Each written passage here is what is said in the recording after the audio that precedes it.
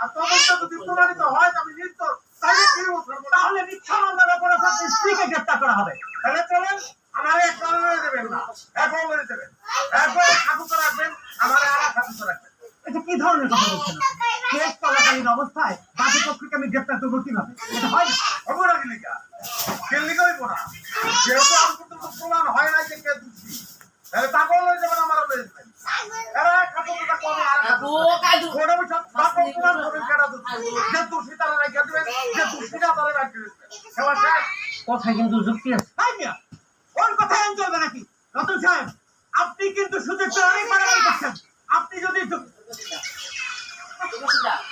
আর আমি পেলাম একলা বলুন না, আমি কিন্তু দুই চারটা লইয়া বলবো স্যার। আপনি যদি এখন আমার সাথে না যান তাহলে কিন্তু আমি আপনার মা এবং বোনকে গ্রেফতার করে নিয়ে যাবো। কোন আইনে ব্যাপার বলেন আমারে, আমি মুখ না, আমি বুঝবো, বলেন আমারে।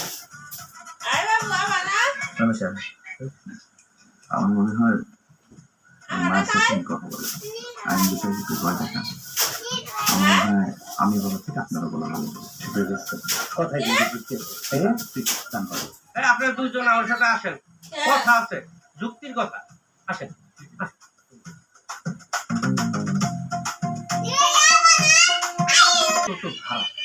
ভাবি সাহেব, আমরা চাই না রতন অন্য কোনো ধারার মধ্যে পাইছে গিয়া বড় কোনো বিপদে পড়ুক।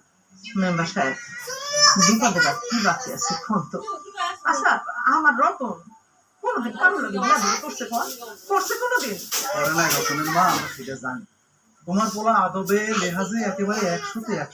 আমার সেই সোনার টুকরা পোলার বিরুদ্ধে যদি কেউ মিথ্যা মামলা করে, আমার বুকের মানে যদি বিনা কারণে জেল খাটে, বিপদের আর কি বাকি থাকে কোন তো মেম্বার সাহেব? বিপদ যত কম হয় এই জন্য পুলিশের সাথে হাতি রাখো না, হেরে খেপন যাইবো না, পুলিশ আমাকে পক্ষে শোনেন। আর যদি না হয় তাহলে কিন্তু রতনের জেল হয়ে যাও, জেল খাটুন লাগবো। নারী নির্যাতনের মামলা ভাবি